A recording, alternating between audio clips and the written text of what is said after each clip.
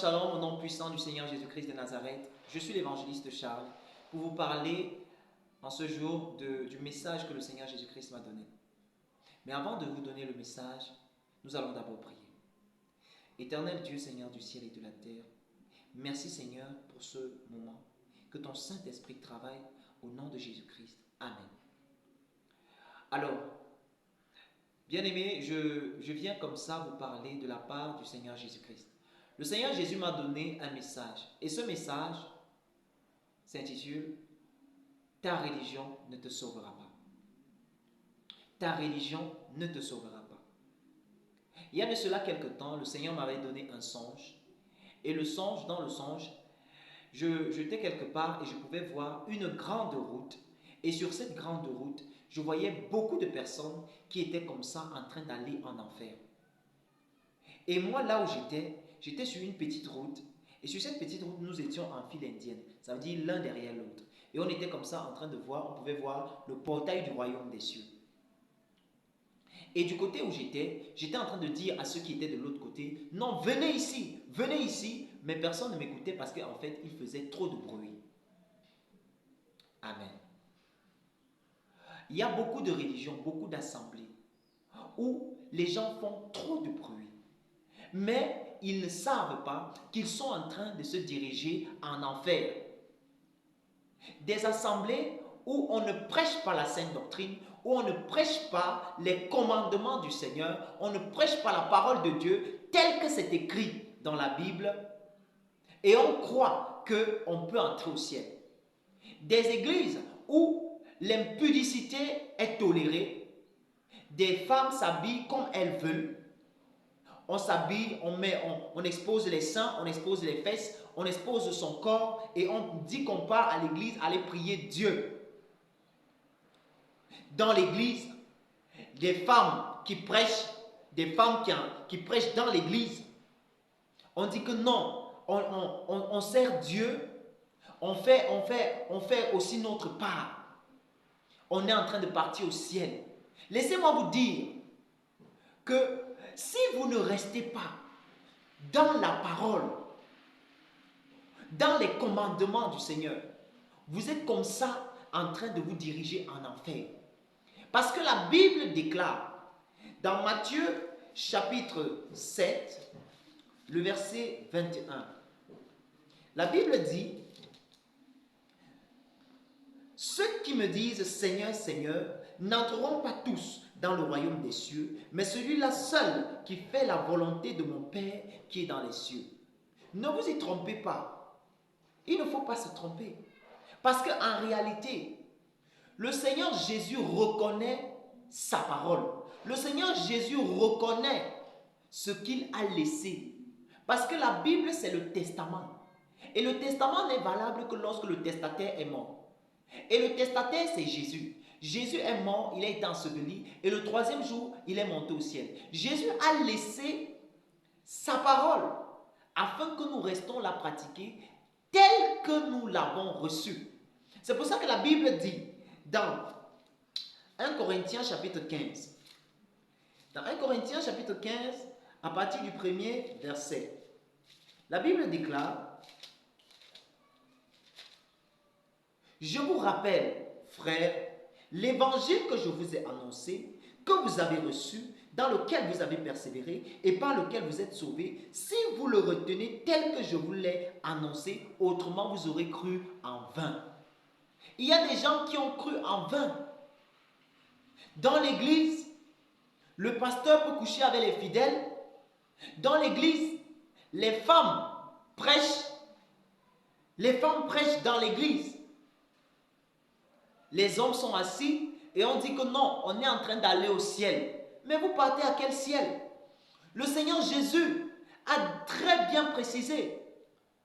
Tous ceux qui disent Seigneur n'entreront pas tous dans le royaume des cieux, mais celui-là seul qui fait la volonté du Père. Donc il est question de se repentir.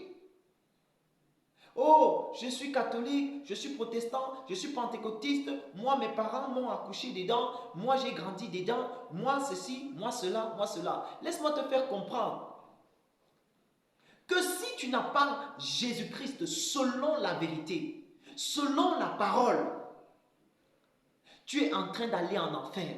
Peu importe ta religion, peu importe ta congrégation, parce que ta religion, ta congrégation ne peut pas te sauver. Oh non, chez nous, on fait comme ça. Chez nous, on se prosterne devant les idoles, devant les statuettes. C'est comme ça qu'on nous a enseigné. Oui, c'est comme ça qu'on vous a enseigné. Mais qu'est-ce que Jésus vous a enseigné? Qu'est-ce que Jésus a dit? Est-ce que tu peux me dire? Un vrai enfant de Dieu ne dit pas, hein, mon église a dit. Un vrai enfant de Dieu ne dit pas, ma religion a dit. Le vrai enfant de Dieu dit, il est écrit. Il est écrit. Amen.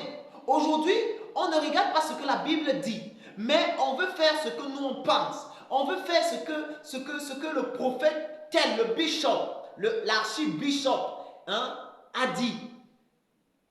Même si ça ne cadre pas avec les Écritures, alors non, c'est l'archibishop qui a dit. C'est loin de Dieu qui a dit. Mais la Bible dit, l'évangile que je vous ai annoncé, que vous avez reçu, dans lequel vous avez persévéré et par lequel vous êtes sauvés, si vous le retenez tel que je vous l'ai annoncé, autrement, vous aurez cru en vain. Donc ça veut dire autrement, vous allez aller en enfer. C'est ce que cela voudrait dire. Oui. Aujourd'hui, on ne cherche pas à connaître ce que dit la parole de Dieu. Dans tel domaine, qu'est-ce que dit la parole de Dieu? On voit des gens qui se prosternent devant les idoles. On voit d'autres personnes où certains prophètes vont dire, non, va, tu vas aller dans le carrefour, tu vas aller prendre la terre de ton carrefour, tu viens avec, et puis on va faire, on va prier, tout ce qu'on sort. De la sorcellerie dans l'église. De la sorcellerie. Et on dit qu'on est en train d'aller au ciel. On dit non, vraiment le problème que tu as là, il faut partir dans ton village. Et tu vas prendre la terre de ton village. Tu vas venir avec. Et puis on va finir de faire, ou c'est quoi? Ou c'est la prière? C'est écrit où dans la Bible? Oh Jésus. Ta religion ne te sauvera pas. Tu as besoin d'être connecté à Jésus. Tu as besoin de savoir qu'est-ce que Jésus a dit. Qu'est-ce que Jésus me demande de faire? Oui, l'impudicité dans l'église. L'impudicité est dans l'église. Les gens s'habillent comme ils veulent. Les gens, la fornication dans l'église. Les gens couchent avec les uns les autres. On vit une vie complètement de débauche dans l'église. Et on dit qu'on est en train d'aller au ciel. Il faut sortir de ces milieux. Il faut abandonner ces milieux. Parce que ça ne sert à rien. Ça ne sert à rien de continuer d'être là. Et puis demain, tu vas te retrouver en enfer. Jésus-Christ t'aime. C'est pour cela que ce message t'est prêché. C'est pour cela que ce message t'est annoncé. Toi qui écoutes le message, il faut te repentir. Sors de cet endroit. Sors de ce lieu. Peu importe ce qu'on va dire de toi. Oui, mieux encore que les hommes se fâchent contre toi, au lieu que Dieu est contre toi. Amen. Donc c'est pour cela que c'est le moment de vraiment regarder. Est-ce que je marche selon la parole? Est-ce que si je quitte la terre aujourd'hui, je serai agréable à Dieu? Jésus-Christ, qu'est-ce que le Seigneur Jésus dit? Le Seigneur dit dans Jean chapitre 14. Dans Jean chapitre 14, le verset 23. Jésus lui répondit, si quelqu'un m'aime, il gardera ma parole, et mon Père l'aimera. Nous viendrons à lui et nous ferons notre demeure chez lui. Donc, Jésus dit clairement que si quelqu'un m'aime, il va garder ma parole. Il gardera ma parole. Mon Père l'aimera, nous viendrons à lui et nous ferons notre demeure chez lui. Ça veut dire qu'une personne qui aime Jésus ne va pas regarder à la foule, elle ne va pas regarder à la multitude, elle va regarder à Jésus. Seigneur, qu'est-ce que tu as dit? Est-ce que ce qu'on est en train de faire là, est-ce que ce que ces personnes sont en train de faire là, est-ce que ce que le pasteur est en train de faire là, est-ce que ce qui se passe dans ce milieu-ci, est-ce que c'est ce que tu as dit, Jésus? Voilà. C'est ça qui est important. Et c'est ça que faisaient les chrétiens de Bérée. Dans Actes chapitre 17, verset 11, la Bible dit, dans Actes 17, 11, la Bible dit, Ces Juifs avaient des sentiments plus nobles que ceux de Thessalonique. Ils reçurent la parole avec beaucoup d'empressement et ils examinaient chaque jour les Écritures pour voir si ce qu'on leur disait était exact. Donc ils examinaient chaque jour les Écritures pour voir si ce qu'on leur disait était exact. Pour voir si est-ce que là où ils sont, dans la religion où ils sont, dans la congrégation où ils sont, dans l'assemblée où ils sont, si ce qu'on est en train de leur dire, si ce qu'ils sont en train de vivre dans l'assemblée, dans la congrégation, si ce qu'on leur dit est selon, ça se retrouve dans les Écritures. Est-ce que ça se retrouve dans les Écritures? Oh mon Dieu.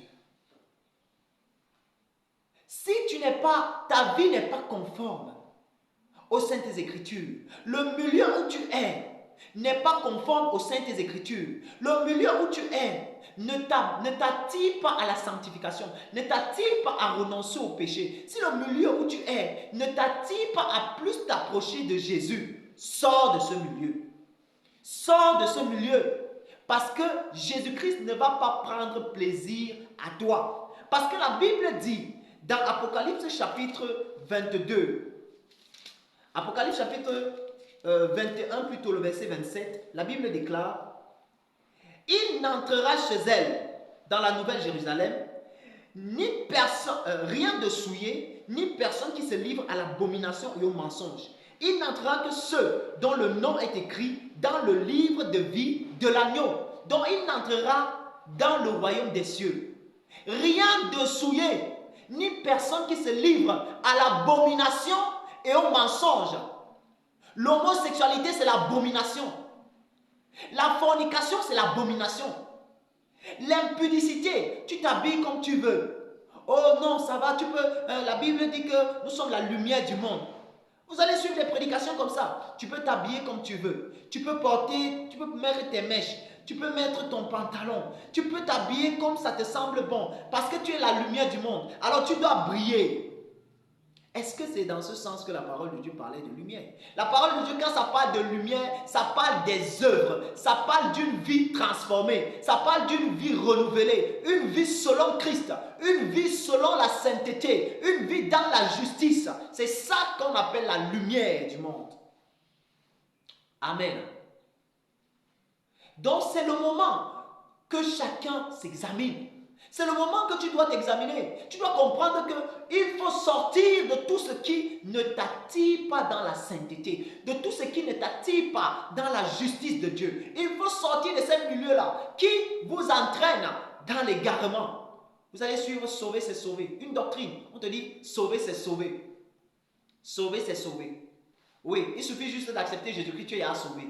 Donc même si tu vis dans le péché, la fornication, le mensonge, déjà le péché même ça n'existe plus parce que Jésus-Christ, tu es dans la grâce, tu n'es même plus sous la loi, tu es dans la grâce. Donc tu peux vivre comme tu veux, tu peux vivre dans la fornication, le mensonge, le vol, tout ce que tu veux. Oui, tu es déjà sauvé, tu es déjà sauvé. Le corps c'est là, ça va rester sur la terre, c'est ton âme qui est sauvée.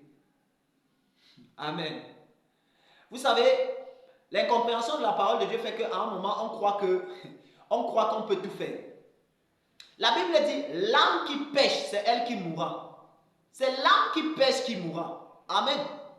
Parce qu'en réalité, le corps ne peut rien faire de lui-même. Le corps là, si ça tombe là maintenant, ça ne peut rien faire de lui-même. Amen. C'est ton âme qui est à l'intérieur, le siège des émotions, des décisions. C'est ton âme qui pêche. C'est ton âme qui accepte le péché. Ça accepte. La chair est là, oui, la chair est là, la chair va convoiter, les convoitises charnelles, la chair va convoiter, ça va envoyer à ton âme. Maintenant, c'est ton âme qui prend la décision de pécher. Amen. Donc, c'est le moment de se repentir, c'est le moment d'accepter Jésus, c'est le moment de sortir de tout milieu qui ne glorifie pas le nom de Christ, qui ne vous sanctifie pas, qui ne vous amène pas à marcher comme Christ veut. C'est le moment. Parce que l'enfer, ça ne va pas jouer avec quelqu'un. L'enfer ça sera très terrible, ça sera très dangereux. Amen. Donc c'est le moment. Alléluia. Alors, si tu as écouté cette parole et que ça t'a touché, alors tu peux faire cette prière avec moi. Seigneur Jésus-Christ, mon roi, Je te demande pardon. Parce que je n'ai pas marché dans la sainteté. Parce que je n'ai pas marché selon ta parole. Je te demande pardon. Aie pitié de moi. Jésus, pardonne-moi de tout péché commis. Pardonne-moi, Seigneur. À partir d'aujourd'hui, je veux marcher selon ta parole. À partir d'aujourd'hui, je veux marcher dans ta sainteté. En ton nom, Jésus-Christ. Amen. Alors, si tu as fait cette prière, que le Seigneur Jésus-Christ te bénisse. Et si tu veux plus encore d'explications, plus d'orientation sur la parole de Dieu, tu peux écrire, envoyer un message à ce numéro qui va s'afficher au bas de l'écran. Au nom puissant du Seigneur Jésus-Christ. Amen.